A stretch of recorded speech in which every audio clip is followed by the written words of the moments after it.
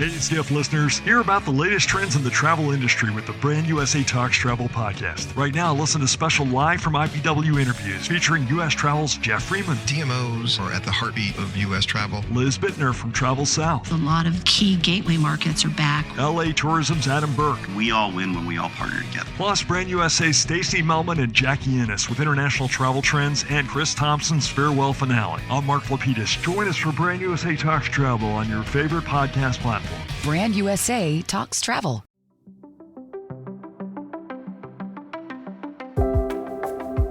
You're listening to the Skift Podcast. On the program today, Skift CEO and founder Rafat Ali talks with Brian Harneman, head of strategy at digital transformation agency From, and a pioneer in online travel technology. In this timely deep dive into the state of travel startups, and generative AI, Rafat and Brian get into how a travel startup's position in the transaction funnel corresponds directly to its survival, how generative AI like ChatGPT is currently being deployed in travel booking, and how it might be the technology to finally deliver on the promises of customization, especially fixing what Rafat calls the broken travel booking search bar. For more like this and the latest news in travel, visit skift.com.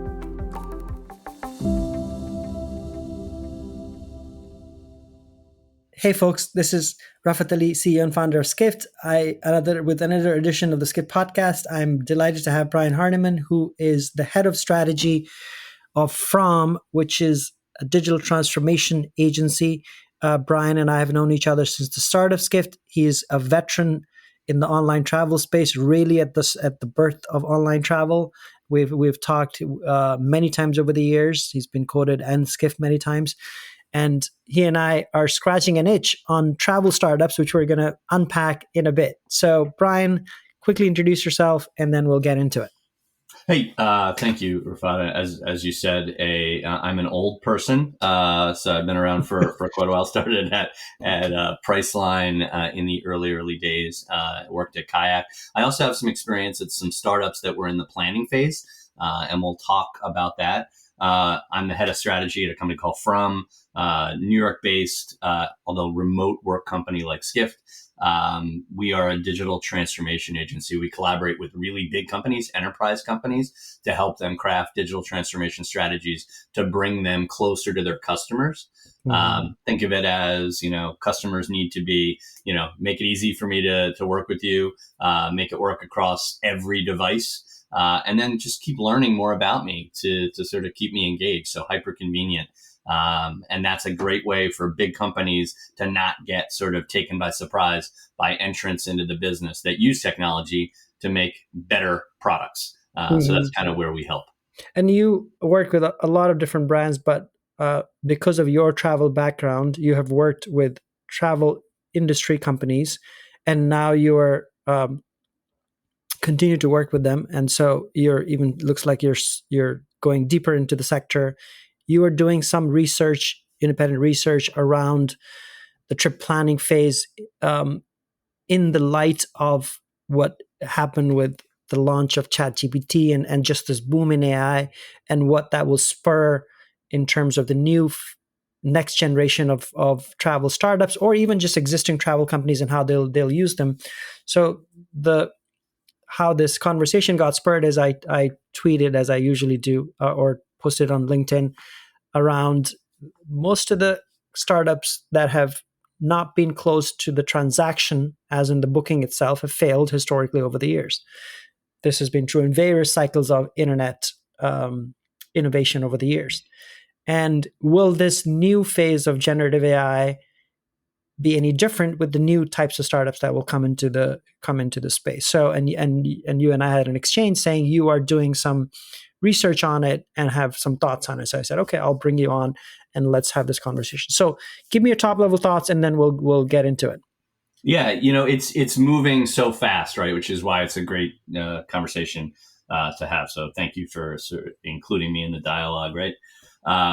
Yeah, I think that if you look at the failure rate, I think it's really easy to understand why. You're so far away from the terminus, right? The money, that, you can have millions and billions of customer interactions and they don't matter. Or you really concentrate on that part of the funnel and you have to sort of partner with somebody who is going to give you a piece of the action, which Right. sort of makes your take less. You also end up in a sort of a competition with those people that are your supposed partners, because they don't want you to get too big, because then you threaten them. Sort of that similar startup to enterprise company thing that I just brought up in the intro. So it's very interesting right now. And the question is, can ChatGPT make it more of a streamlined experience and shorten that conversion funnel to make it viable? And I have my doubts. Yeah. Well, I mean, so I guess TripAdvisor would be the only company at scale that was not in. Was it always? Did it? Obviously, you can book hotels now and stuff, but it was started as a media, which is pushing people to conversion. And so I guess they were the only example of a company that was not in the exact transaction space that was able to survive and then grow and then become bigger. I think that's right. Like they were the compendium of travel information, and they were, somewhere you went elsewhere to book, right? And over their lifetime, right, that's served them well. They've, sort of persisted, but they haven't been able to succeed at the rate of the bookings and the Expedia, who hold the purse, and then can lever down on suppliers in the way that TripAdvisor can't. And then Google, obviously, the Google effect, which is a whole different story. We can go down, but we're not going to. So in the travel startup world, all these social travel planning companies came, and there was a lot of things like, we want to be the Facebook of travel, and turns out Facebook was the Facebook of travel, and even they didn't really do anything with it. From your perspective, so you said you had 2 failures before. You want to talk about your failures? Well, you brought up Facebook, so we'll start there, right? So when Facebook opened up their application framework, there was a company called Where I've Been, right? Which is the map that was on everybody's page. So I was a founder there, and we had 40,000 users, and then all of a sudden we had 100,000 users, and then we had millions of users. And everybody had that map. And if you remember, you just put a tag on it. This is where I am. This is where I've been. This is where I want to go. So that's collecting travel intent, right? And then if you sort of remember how open the Facebook API was, you could leverage like, where are your friends? Don't you want to go see them? And they kind of tamped down that over time. But in the build of Where I've Been, we collected 750 million pieces of travel intent with all the people, playing with their maps. And we eventually went down to the local level and, got into restaurants and sort of places of business near me. So it was a very vibrant, sort of corpus of data, but a bridge too far to transaction, right? So, eventually that business, it was almost acquired by TripAdvisor for $3 million. And then 3 years later, it was acquired by TripAdvisor for $3 million. And what happened to that, sort of technology and team, you may know better than I, but it certainly didn't make it to the greater Facebook and TripAdvisor community. So, great start, definitely a top of the funnel success, but did not get that, sort of end of the, the transaction, importance that was needed for a successful business. And startups that start, there's a bunch of startups that were also there, some of which still exist, is like, live like a local, travel like a local. Right. So they would connect you to locals. This was also I guess you could say social startups, only because it became popular during the social media era, the early social networking era. And Koala was one. There was a company named Live Like a Local. Assist, which was a company that I was a part of at the beginning, right? Which was a chat, SMS chat, where, you could sort of send information. Hey, what's the best steak restaurant in San Francisco? And it would be able to sort of either find somebody that was on staff that had that information. So great matching technology, or, sort of give you the ability to, sort of get a quick answer from a bot that we wrote. And that business became part of Conversational, and was sold in. So, it was a success in that it sort of perpetuated the technology and gave it to another player. But what it is now, I can't answer that question. And also, we had a lot of users, but financially, was it viable to find more people for tail cities? Like if you came to me and say, what's the best place that I can find a steak in quad cities? We don't have quad cities experts. It doesn't pay to have that person waiting, for that non-scale thing. So it broke down over time because it didn't work, on the human side. ChatGPT applied to this might be really interesting, but the same issue applies on the sort of mathematics of content distribution. If I have a lot of stuff about quad cities, then it works. If I don't, and it has to be fresh, especially in restaurants and hotels, because, you look at great hotels in San Francisco, you wouldn't want to be caught dead in some of them now, versus 7 years ago. So you've got to understand, sort of the dynamics of the local business community. None of them survived, but some of them, I guess, pivoted into local tour guiding type things. And I think there's a company called With Locals that's out of, I think, Amsterdam or something. That's there. Yeah. That's basically a tours and activities company that has tour guides on their platform. So a lot of them, either that or they became actual tour companies, as in multi-day tour, and will take you deeper inside a place. And most of those are sort of boutique type shops as opposed to a scaled startup. So none of them, that hasn't panned out either. In a generative AI chat GPT era, what's your sense of the funnel? Because the idea is, one of the things that I've been thinking through is, and Expedia just launched this thing on their site, but it's sort of shoehorned into, if you blink, you'll miss it type placement. At some point, maybe they'll do a more prominent thing because it was just speed that they wanted at this point, which is plan your trip. So OTAs that you worked at in the past, were they ever part of the planning phase? I mean, they thought they were, right? Everybody had sort of the same crappy content that they would license from WCities or some other sort of, content play. And then they would just slap their brand on it. So that was supposed to be, sort of, now we're a planning destination too, but ostensibly, a planning destination. It never worked, but it was useful for SEO until it was clamped down like, oh, this on this site is exactly the same as this on Priceline. So, I did all of that work for Priceline, and we had, 200 city guides, and it was used, but it didn't matter. It wasn't something we ever directed customers to. We didn't buy media and send people to it. If they came across it, because of SEO, or they tripped across it while they were on the site, that's fine. We also sprinkled it into kind of what to pack emails, which are post-transaction anyway. So they're not helping me to sort of form a decision on whether I want to go somewhere. Yeah, that's just more customer engagement versus anything else. And nice to have. Maybe opportunity to upsell something, which I know a bunch of folks do now. So in terms of in this age of AI, if planning does come into the booking process, the stuff that I've been thinking through and you've been thinking through, what's your thesis? And you, as you said, you're doing some research on this. Yeah. What's your thesis now? So, as you said, doing research on the greater travel planning process post-pandemic for the American traveler, and looking at what customers are doing from, the beginning phases to the end. And I don't want to break it into inspiration and planning and booking, because that's sort of what, as a travel person, I would do. I want the customer to tell me what their phases are, where they are in the process, and what's hurting them, what friction points they feel as they sort of go through this. So I'm doing this with an intern from Fairfield University. Her name is Ainsley. She's been a great part of the product. I want to make sure she's on the podcast.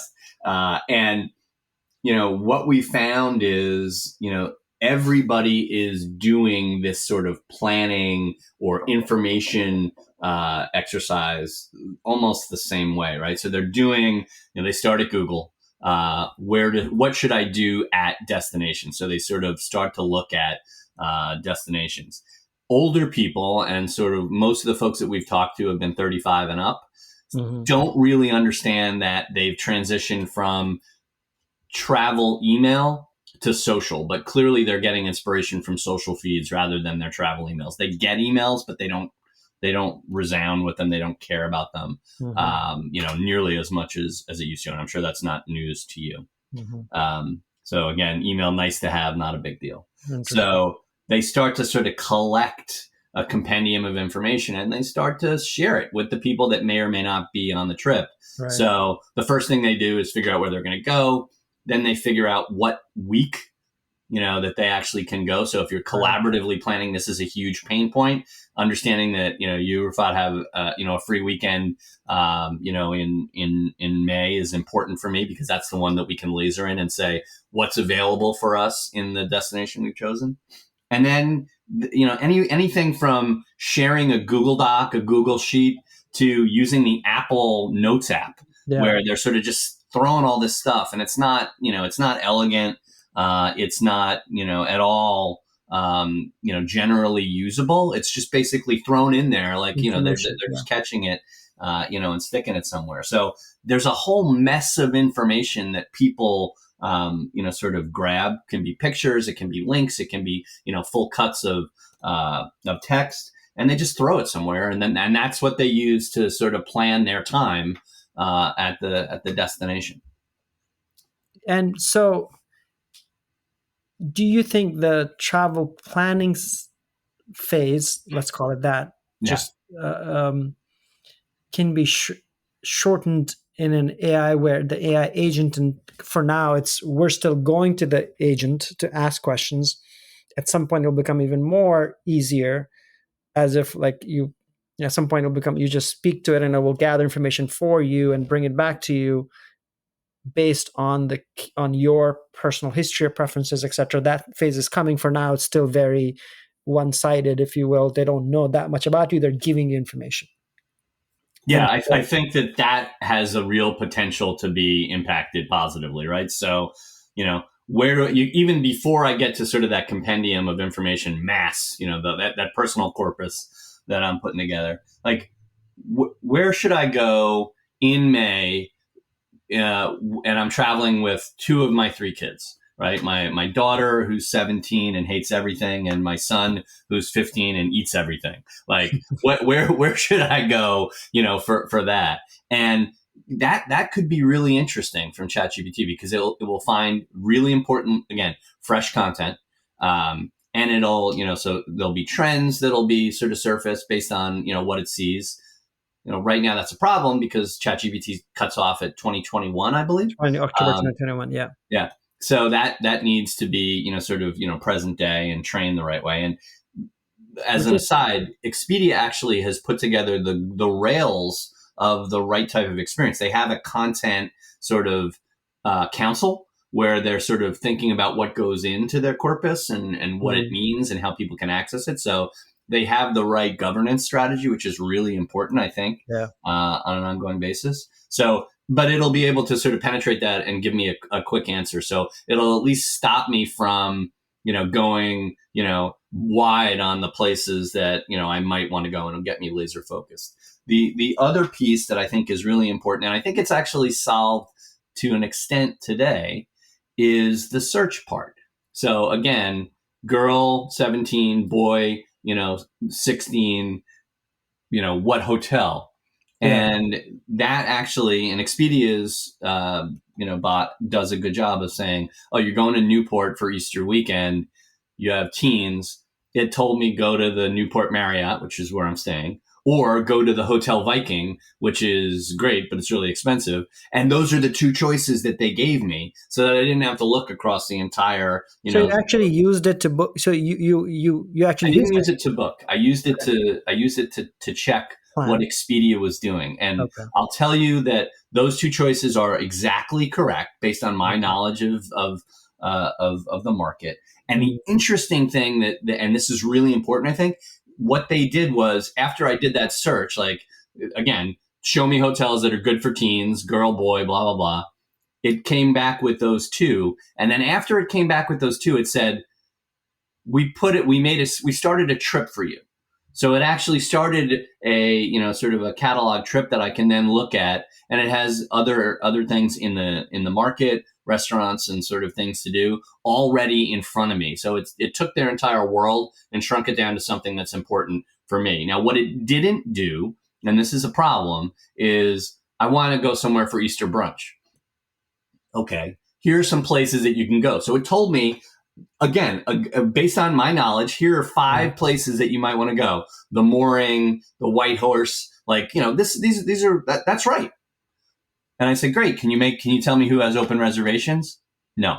Yeah. So even this, where you're still in the travel funnel, but you're getting closer, it lacks the connection to real time availability and data. So you're not getting a piece of the pie. You're just basically making me feel better. Customer engagement very high, customer satisfaction high.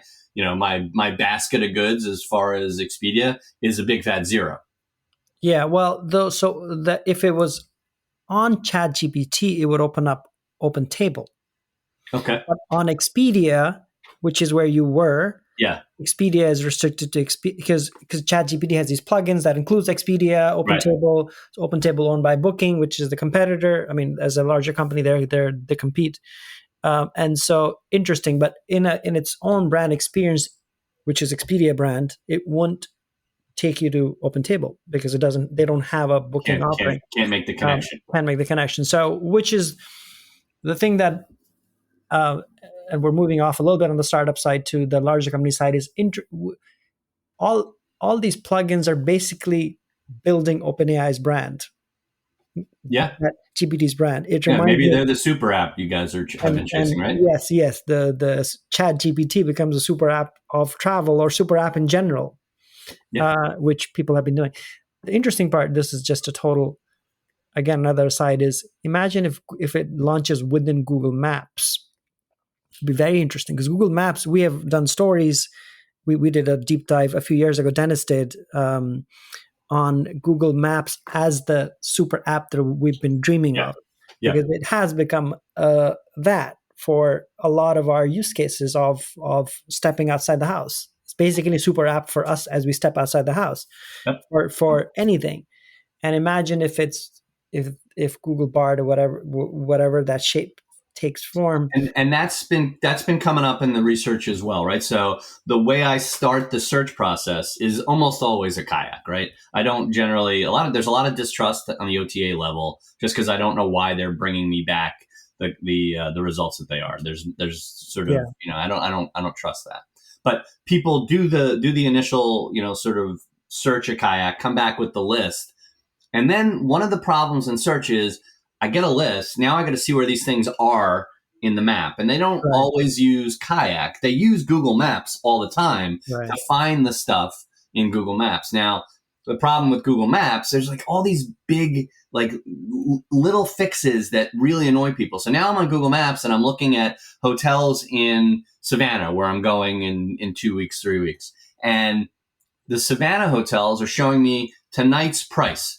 So I have the little badge and it's $79. Oh, that sounds good. And then you look and no, it's not $79, Brian. It's $279 because, we're showing you the wrong date because we don't know enough about you in the transaction process. Which pisses people off. So I do that. Then I do the map search and then I get down and then I start to deal with the price search. So now I've got 3 layers of searching and ChatGPT could be really instrumental in streamlining that down. Now, again, to your earlier point, I don't think that helps a startup entrant. That's somebody who already has scale where they can just make the experience better. Kayak and Expedia getting into ChatGPT now is the right thing because somebody could use it to fundamentally make a better search. And Paul English has been talking about this for months already, where search is still broken and frustrating.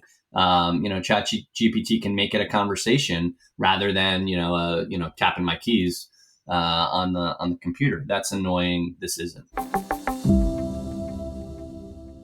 Hey, Skift listeners, hear about the latest trends in the travel industry with the Brand USA Talks Travel Podcast. Right now, listen to special live from IPW interviews featuring U.S. Travel's Jeff Freeman. DMOs are at the heartbeat of U.S. travel. Liz Bittner from Travel South. A lot of key gateway markets are back. LA Tourism's Adam Burke. We all win when we all partner together. Plus, Brand USA's Stacey Melman and Jackie Ennis with international travel trends and Chris Thompson's farewell finale. I'm Mark Lapidus. Join us for Brand USA Talks Travel on your favorite podcast platform. Brand USA Talks Travel. So one of the things I've been saying at Skift, I've been writing this since, I guess, 2015 or something, where the travel search box that has been there since whenever online travel got invented is broken. And people said, what do you mean it's broken? And I couldn't explain it until now, where conversational AI becomes the language that you and I interact with digital realms. And it's broken because we have to learn how to search versus just say it. Yeah. And I think that's the paradigm that I think why I've been very excited about. And we've been saying, when I wrote it in 2015, the idea was the first chatbot 1.0 days, or the messaging, the WhatsApp and the other boom that happened, which is that would become the norm. Right. Didn't happen. Chatbot 1.0 didn't play out in travel. Voice search didn't play out in travel. Remember when the early days of Alexa and others. Mm-hmm. And certainly the messaging, as in WhatsApp and others, just became a customer service tool, not a booking tool outside of China. It really never became China, WeChat, and others. And I wonder what WeChat is working on, because it'd be very fascinating to think about. Like they can supercharge, like they're already the lingo in a giant country, and imagine what they could do with AI capabilities of the new form in there. I'm sure they're using AI for a long time. The guys at Skyscanner, and this is an old conversation, probably 2015, before they were purchased, right? 50% of their searches were voice, right? And that's because they were 50%, and they were heavily predicated on international search, because a lot of their users were, in Asian countries where they've got 72, however many characters in kanji to use. It's not easy to do a travel, query with my keyboard. So people were using search, and Skyscanner was, sort of on top of that. On top of that trend, when we put it in the US, it was a novelty. It was just to show that we could do it, that no one cared. But there it was a utility that people needed, because it was just so damn hard to get, a fully sort of functional, travel query, into the travel box. Yeah. Fascinating. So in terms of, if the startups that are looking, travel startups in generative AI space, or will they end up in the same debt pile, as in like they're either too far away from transaction? There's a bunch of smaller apps we've been covering that have popped up over the last 3 months on these. Some of the existing, obviously the larger companies are playing Expedia and Booking, but what about the startups in this space? It seems it's a very hard one still. It's so hard, right? So, and by the way, after our discussion on LinkedIn, right, a lot of people, reached out to me, and I've been having conversations with folks that are doing good, interesting work that just may not scale, right? They're not going to get that escape velocity to sort of have a consumer brand. They're going to have a feature that is usurped, or just, basically, built into what somebody else does. There's no way that a company now that isn't part of, Google, Expedia, Booking.com is going to have the product economics to make anything viable.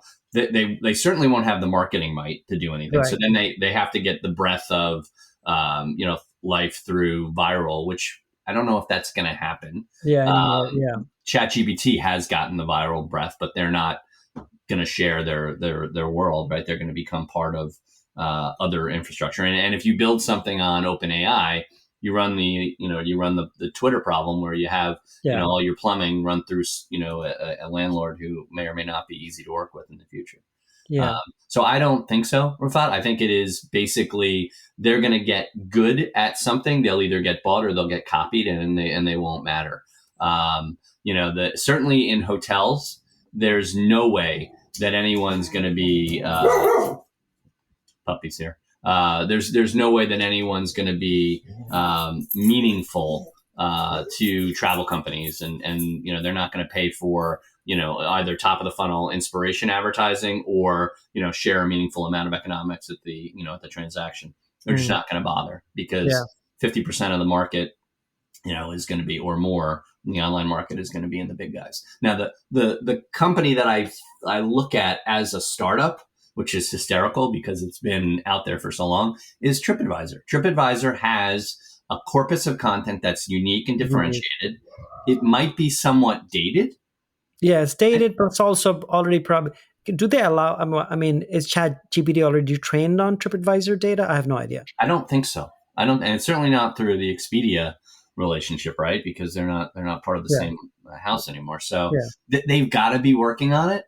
And that could be interesting because TripAdvisor has the ability to do direct connects with hotels. They have the ability to do, sort of La Fourchette, reservations. And, to the extent that I don't know how brisk the competition is in that market between OpenTable and them, but they at least have the lines of communication built. Yeah. That could be interesting. And, again, it's not this, if you think about the search part of it, it's not find me a hotel in Newport. It's find me a hotel in Newport with these weird characteristics, and when we worked at, when we're working on Where I've Been, the piece that I always talked about was find me a hotel in the Caribbean that is good for, great restaurants and has horse riding on the beach.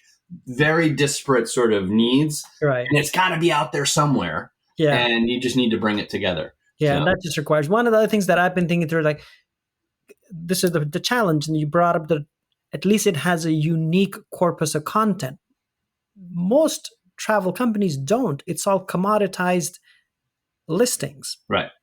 And so nobody really has a unique level of content. Then the challenge becomes, if we don't have unique content, at least we can do unique matching, meaning what you just said, which is based on my attributes. Can I give you the two places that are there that are exactly what you're looking for? Yeah. And that's where I think the hardest challenge is in terms of, but it's where AI will have the most effect. To the extent that customers know how to use the AI, right? So that's the whole dialogue about knowing, becoming a programmer for chat AI, is prompt engineering. Yeah. Right. So there's a great example out there. Has nothing to do with ChatGPT or OpenAI. It has all to do with finding what you want. And you know who Joel Embiid is?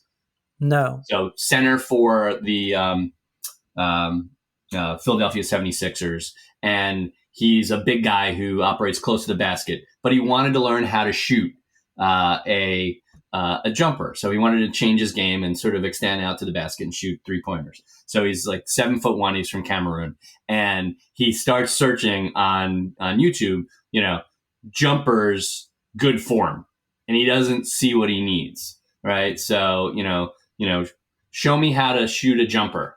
Still doesn't get. And then he's like, oh, I know. Old white guys shooting jumpers. And that's what he put in because he needed the extra, sort of declarations to say, because if you've ever played basketball with like 40-year-old white dudes, like they can't do anything, but there's always one guy who can shoot, and has exactly the right form. And that's what he did. He searched that corpus of video, learned, keep your elbow in. This is what it needs to look like. And now the guy can shoot 3-pointers and it completely changed his game. And he's up for the MVP this year. So learning how to search and training customers, which is always the hardest part, changing customer behavior is extraordinarily hard, is a big part of, OpenAI's success, possible success, because I've got to know how to get the right stuff out of it. So there's an educational part of it where somebody will be useful from an influencer standpoint, like, here's how this works, and then become a followable source. Yeah. Interesting. Very interesting. But I don't know that it's a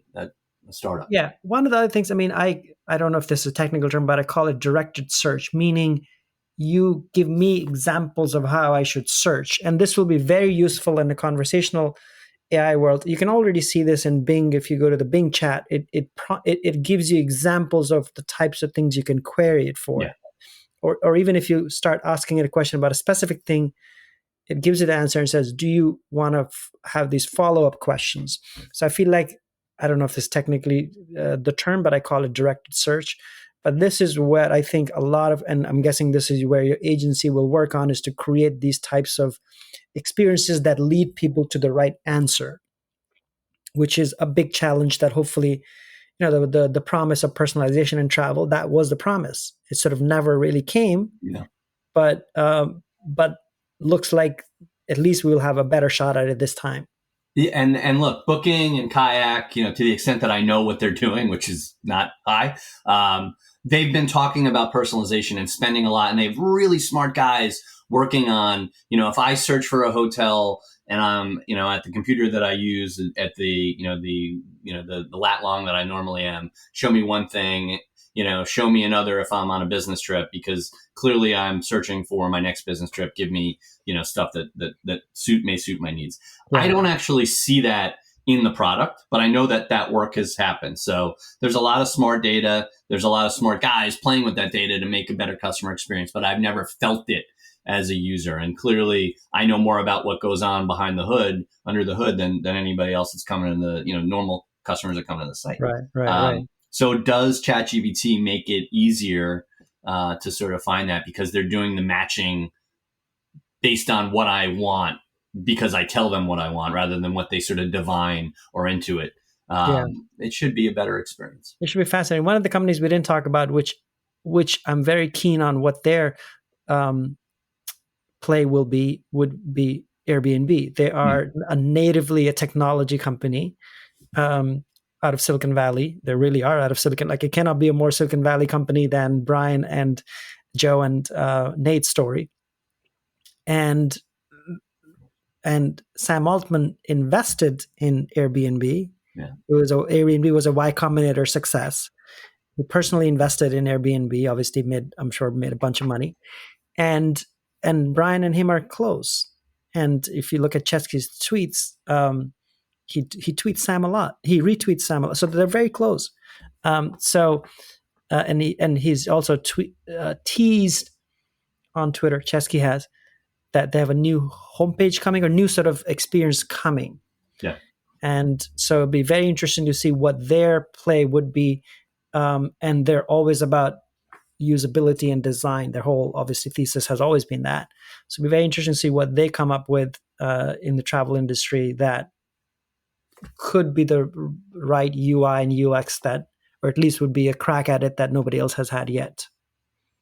Yeah, I mean, if you look at what they did over the pandemic, where they saw their search changing, right? So I think it was 5% of the searches went from big cities, and it went from 10% to 5%. So they saw, like, people are searching all over, and they're more in the inspiration phase because people want to go somewhere and work there, for a month.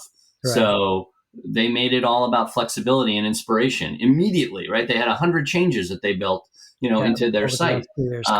And they fought the war on two fronts, right? Because they knew that people were looking at other places, but they also had inventory problems in the places that they were now looking. So I had to recruit, where these people were going. So they were completely unafraid and built really, really fast. And I think that's part of their culture. I think that, they want to make the user first. And although everybody else talks about user first, big public companies do not have that ability to take risk. Now, clearly Airbnb is a big public company, but I feel like because of their upbringing, and because they still have those same folks kind of running the show, correct, maybe they still dig in and get gritty here and say, the search that we just updated and did a really good job of making it. Of the categories that they did, right. Yeah, the 50, whatever. I think there are more categories now of types of stuff. And they use NLP and AI a previous version of NLP and AI for that. And now we'll see in the generative AI world what happens.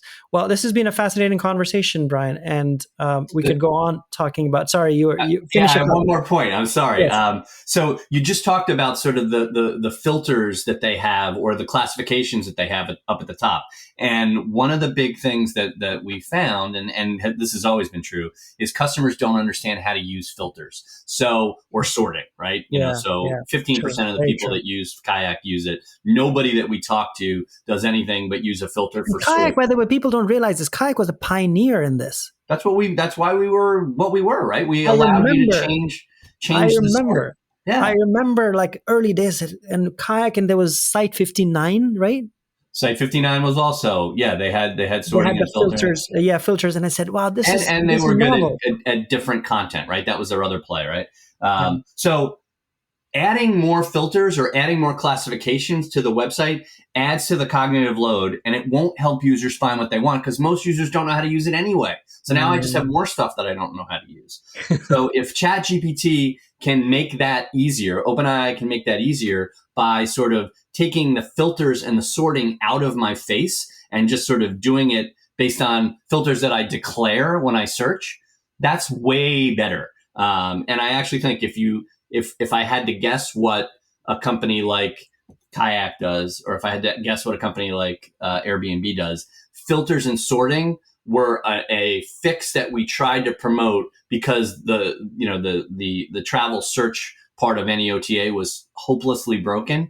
But now our fix has become part of the problem. We need to fix our fix. So inherently that makes sense to me that filters and sorting go away. Maybe you keep price sort because that's something that I already know how to use, but anything else gets blown away. Now it's part of the search declaration. And if I can train customers on my website to do that, I'll get them closer to the information or the inventory that they need, and my conversion rate will go up. That's how they win. That's how this persists. Conversion rate goes up. Customer experience gets better. And those are the fixes that will, become part of the traditional online travel user experience. But it's a great time to talk about this. It's just a great time. And we could keep on talking, but this just reminds me, we should do this more often. And we should make it a series at some point, like Brian and Rafa talk every 6 months about travel startups or the state of online travel. Well, thank you. This has been fascinating. And thank you for your time. Thank you for all your wisdom. It's just the most fascinating time to be talking about all of this, which is the exciting part. So thank you, Brian. Very, very good to talk to you as well. Take care, man.